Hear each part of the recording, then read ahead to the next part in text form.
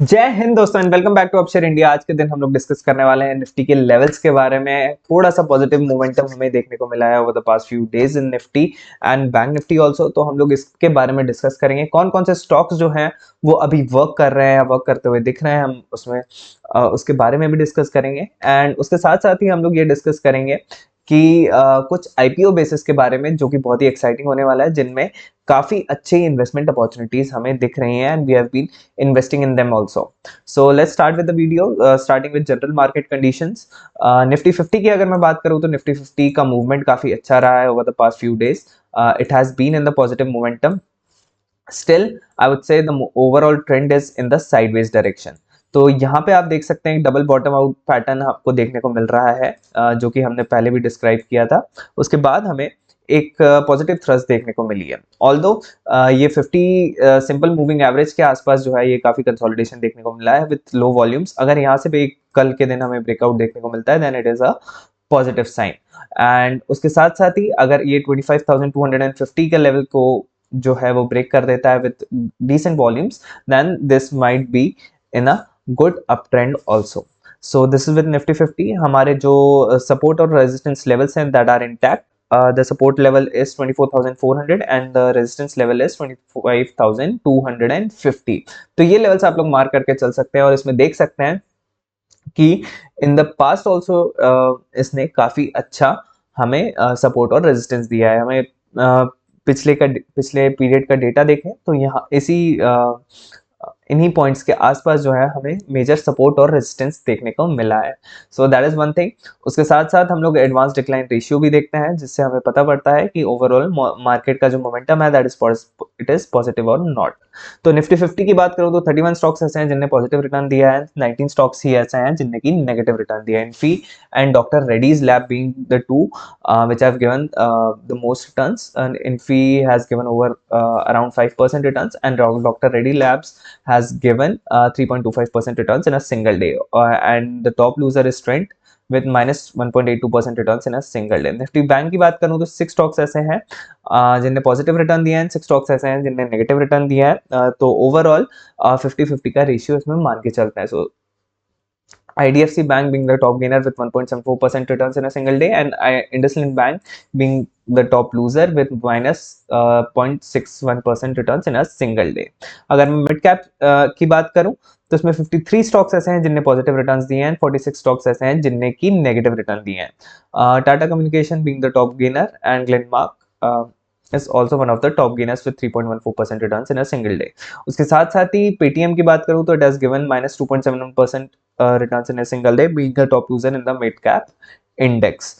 Nifty small cap की बात करूं तो extra action construction, FL India, RailTel ने काफी अच्छे रिटर्न्स दिए हैं, mostly over 5.5% returns in a single day. And credit access ने मोस्ट नेगेटिव रिटर्न्स दिए हैं with minus 2.36% returns in a single day.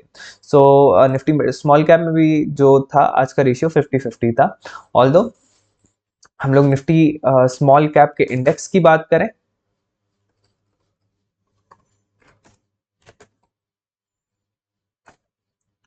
तो ये भी अभी साइडवेज ट्रेंड में हमें जाता हुआ दिख रहा है। अभी तक जो ट्रेंड था वो थोड़ा सा नेगेटिव ज्यादा था, अब ये थोड़ा सा कंसोलिडेशन की ओर साइडवेज जाते हुए दिख रहा है। और कोई भी ट्रेंड की शुरुआत पहले इससे ही होती है कि पहले वो ट्रेंड अगर वो नेगेटिव ट्रेंड में जा रहा है तो वो पहले स्टॉप होता है, फिर कंसोलिडेट करता है for a while, then it moves above the previous levels. So this might be a start of another move, but as of now it is in the sideways direction as well. तो small cap का भी it is in the sideways direction. उसके साथ साथ हम लोग कुछ ऐसे स्टॉक्स को रिव्यू करेंगे जो हमारे लिस्ट में ऑलरेडी हैं एंड जिनने अच्छा परफॉर्मेंस किया है या खराब परफॉर्मेंस किया है। तो Amber Enterprises has been giving decent returns past few days. आज भी इसने 4.6% रिटर्न्स दिए हैं इन अ सिंगल डे। यहाँ पे फॉर कन्वीनियंस मैं ये सब चीज़ें हटा देता हूँ।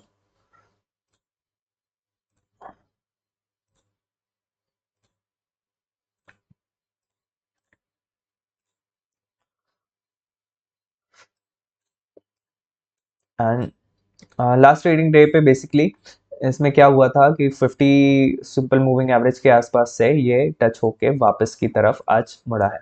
सो अगर हमें एक और पॉजिटिव मूवमेंट देखने को मिलता है विद अ ब्रेकअप, तो this will be considered as a positive sign.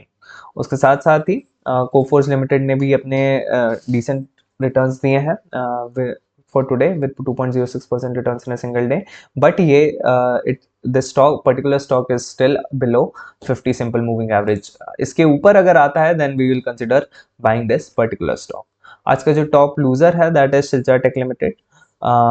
उसने काफ़ी बड़े नेगेटिव रिटर्न दिए with -5.24% return in a single day, and this is still in the down trend. तो कोई भी डाउन ट्रेंड को आइडेंटिफाई करने का हमारा तरीका कैसे रहता है कि जब भी कोई पर्टिकुलर स्टॉक लोअर लो और लोअर हाई बनाता है, ऐसा टाइप का पैटर्न आपको दिखेगा जनरली कोई भी अगर स्टॉक जो है वो डाउन ट्रेंड में रहता है।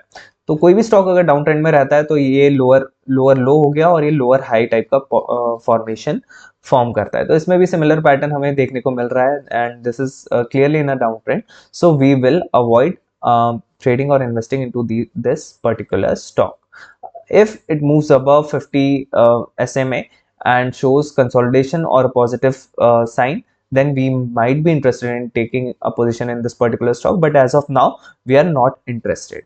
उसके साथ साथ ही इसमें दूसरी चीज़ क्या है कि इसमें वॉल्यूम्स जो है वो रेड वॉल्यूम्स आज के दिन काफ़ी ज़्यादा आए हैं, ओवर 39 के आए हैं, more than a regular day. So that is also one sign that we would stay out of this particular stock. उसके साथ साथ कुछ ऐसी अपॉर्चुनिटीज हमें IPO बेसिस में देखने को मिली है जिसमें we had taken a position. One of it is NSDL. NSDL का अभी IPO आया था एंड उसके बाद इसने एक फ्लैग पैटर्न फॉर्म किया है। यहाँ तक अगर आप देखें तो काफ़ी डिसेंटली इसने कंसोलिडेट किया है, उसके बाद एक ब्रेकअप मूव देखने को मिला है। We have invested in this particular stock and we have gotten a gain of over 4 to 5% in 2 days. Also we'll hold this particular stock for a while now. देखते हैं how it works out. हमने इसका जो stop loss रखा है we have kept it around 5%. सो 5% के stop loss से 5% का भी रिटर्न मिल चुका है। तो अभी हम लोग ट्रेलिंग स्टॉप लॉस बेसिकली इसमें यूज़ करते हैं, जिसमें जिस कॉस्ट पे हमने अभी बाय किया है उस कॉस्ट पे ही हमारा स्टॉप लॉस अभी आ चुका है। सो थैंक यू, जय हिंद, and we'll see you in the next video.